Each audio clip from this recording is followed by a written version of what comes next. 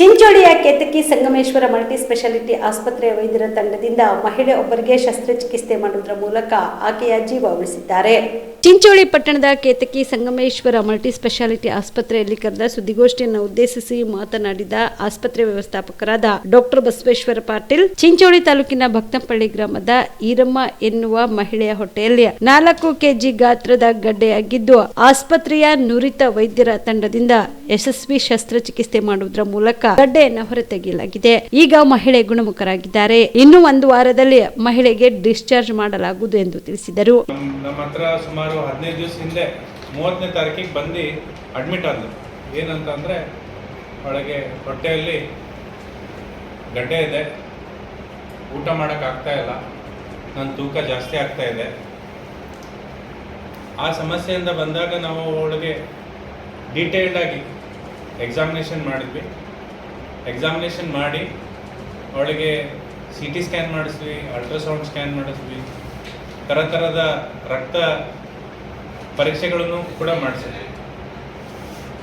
ಅದರಲ್ಲಿ ಎಲ್ಲೂ ನಮಗೆ ಇದು ಕ್ಯಾನ್ಸರ್ ಗಡ್ಡೆ ಇದೆನೋ ಏನಿದೆನೋ ಅಂತ ಹೇಳಿ ನೋಡೋಕ್ಕೆ ಇವೆಲ್ಲ ವೇರಿಯಸ್ ಟೆಸ್ಟ್ ಮಾಡಿಸ್ತೀವಿ. ಒಂದಿಷ್ಟು ಟೆಸ್ಟು ನಮ್ಮ ಹಾಸ್ಪಿಟ್ಲಲ್ಲೇ ಆಯಿತು. ಸ್ಕ್ಯಾನಿಂಗ್ CT ಸ್ಕ್ಯಾನಿಂಗ್ ಏನು ನಮ್ಮ ಚಿಂಚೋಳಿದಾಗಿಲ್ಲ, ಅದಕ್ಕೆ ನಾವು ತಾಂಡ್ರಿಗೆ ಕಳಿಸಿ ಆ ಟೆಸ್ಟ್ ಮಾಡಿಸೋದು ಬಂತು. ಟೆಸ್ಟ್ ಮಾಡಿಸ್ಕೊಂಡ್ಬಂದ್ರೆ ಇಮಿಡಿಯೇಟ್ ಪೇಷಂಟು. ಬಟ್ ಅವಳು ಶ್ವಾಸಕೋಶದಲ್ಲಿ ತೊಂದರೆ ಇದ್ದ ಕಾರಣಕ್ಕೆ ನಾವು ಒಂದು 5 ದಿವಸ ಅವಳಿಗೆ ಸ್ಟೆಬಿಲೈಸೇಷನ್ ಮಾಡೋಕ್ಕೆ ತೊಗೊಂಡ್ವಿ. ಸ್ಟೆಬಿಲೈಸೇಷನ್ ಆಗಿದ್ಮೇಲೆ ರಕ್ತ ಕೂಡ ಕಡಿಮೆ ಇತ್ತು ಅವಳಿಗೆ ಬಂದಾಗ. ಆ ರಕ್ತ ಸಮಸ್ಯೆಗಳಿಗೂ ನಾವು ಇಲ್ಲಿ ಬ್ಲಡ್ ಟ್ರಾನ್ಸ್ಫ್ಯೂಷನ್ ನನ್ನ ಅನಿಸಿದ ಮಟ್ಟಿಗೆ ಚಿಂಚೋಳಿ ತಾಲೂಕಲ್ಲಿ ಯಾರೂ ಪ್ರೈವೇಟ್ ಹಾಸ್ಪಿಟ್ಲಲ್ಲಿ ಮಾಡಲ್ಲ. ನಮ್ಮ ಹಾಸ್ಪಿಟ್ಲಲ್ಲಿ ನಾವು ಪೇಷಂಟಿಗೆ ಅನುಕೂಲ ಆಗಲಿ ಅಂತೇಳಿ ಅದಕ್ಕೆ ಆರ್ಗನೈಸ್ ಮಾಡಿ ಬ್ಲಡ್ ಟ್ರಾನ್ಸ್ಫ್ಯೂಷನ್ ಕೂಡ ನಮ್ಮ ಹಾಸ್ಪಿಟ್ಲಲ್ಲಿ ಆರ್ಗನೈಸ್ ಮಾಡಿ ಅವಳಿಗೆ ಆಪ್ರೇಷನ್ಗಿಂತ ಮುಂಚೆ 1 ಪಾಯಿಂಟ್ ಬ್ಲಡ್ ಟ್ರಾನ್ಸ್ಫ್ಯೂಷನ್ ಮಾಡಿ 1 ಪಾಯಿಂಟ್ ಬ್ಲಡ್ ಟ್ರಾನ್ಸ್ಫ್ಯೂಷನ್ ಮಾಡಿವಿ ಸರ್ ಅವಳಿಗೆ. ಸೊ ಆಲ್ ಇನ್ ಆಲ್ ಇದು ಎಲ್ಲ ಪ್ರಿಪ್ರೇಷನ್ಸ್ ಅಲ್ಲ. ಯಾಕಂದ್ರೆ ಆ ಗಡ್ಡೆ ಒಳಗಡೆ ನಾವು ಯಾವಾಗ ಇನ್ವೆಸ್ಟಿಗೇಷನ್ ಮಾಡಿದಾಗ CT ಸ್ಕ್ಯಾನಲ್ಲಿ ಅವಳಿಗೆ ಆಲ್ಮೋಸ್ಟ್ ಒಂದು 17 ಸೆಂಟಿಮೀಟರ್ ಗಡ್ಡೆ ಇದೆ ಅಂತ ಕೊಟ್ಟರು. ಅವಳಿಗೆ ತೂಕ ಮಾಡೋಕ್ಕಾಗಂಗಿಲ್ಲ. ಸೊ ಅವರು 17 × 25 ಸೆಂಟಿಮೀಟರ್ದು ದೊಡ್ಡ ಗಡ್ಡೆ ಅವ್ರದ್ದು ಗರ್ಭಕೋಶಕ್ಕೆ ಅಟ್ಯಾಚ್ ಆಗಿ ಅವ್ರ ಪೂರ್ತಿ ಹೊಟ್ಟೆ ಒಳಗಡೆ ಸ್ಪೇಸ್ ಆಕ್ಯುಪೈ ಮಾಡಿದ್ದಾರೆ ಅಂತ ಹೇಳ್ತೀವಿ. ಅದಕ್ಕೆ ನಾವು ಸ್ಪೇಸ್ ಆಕ್ಯುಪೈಯಿಂಗ್ ಲೀಜನ್ ಅಂತ ಹೇಳ್ತೀವಿ. ಲೀಜನ್ ಎಷ್ಟು ದೊಡ್ಡದಿತ್ತು ಅಂದರೆ ಅವಳಿಗೆ ಆಹಾರ ತಗೊಳಕ್ಕೂ ಕಷ್ಟ ಆಗ್ತಾಯಿತ್ತು. ಅದರಿಂದ ಅವಳದು ತೂಕ ಪ್ರಮಾಣ ಗಡ್ಡೆಯಿಂದ ಬೆಳೀತಾ ಇತ್ತು ಸಹ ಅವಳದು ಚರ್ಬಿ ಆಗಲಿ ಅವ್ರದ್ದು ಊಟದ ಪ್ರಮಾಣದಿಂದ ಬೆಳೀತಾ ಇರಲಿಲ್ಲ. ಪ್ರೊಸೀಡ್ ಮಾಡಿದ್ವಿ.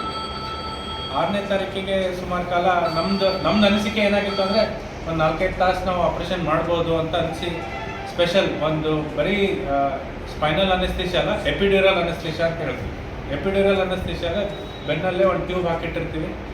ಆ ಟ್ಯೂಬಿಂದ ನಮಗೆ ಆಪ್ರೇಷನ್ ಟೈಮ್ ಏನಾದರೂ ಜಾಸ್ತಿ ಹೋಗ್ತಾ ಇತ್ತಂದರೆ ನಾವು ಇಂಜೆಕ್ಷನ್ ಕೊಟ್ಟು ಮತ್ತಿಷ್ಟು ಅನೆಸ್ಥಿಷಿಯಾ ಜಾಸ್ತಿ ಹೊತ್ತು ಮಾಡ್ಬೋದು. ಯಾವಾಗಾದರೆ ದೇಹದ ಕೆಳಗಿನ ಭಾಗದಲ್ಲೇ ಅಷ್ಟೇ. ಸೊ ಅದಕ್ಕೆ ಎಪಿಡ್ಯೂರಲ್ ಅನೆಸ್ಥಿಷಿಯಾ ಅಂತ ಹೇಳ್ತೀವಿ.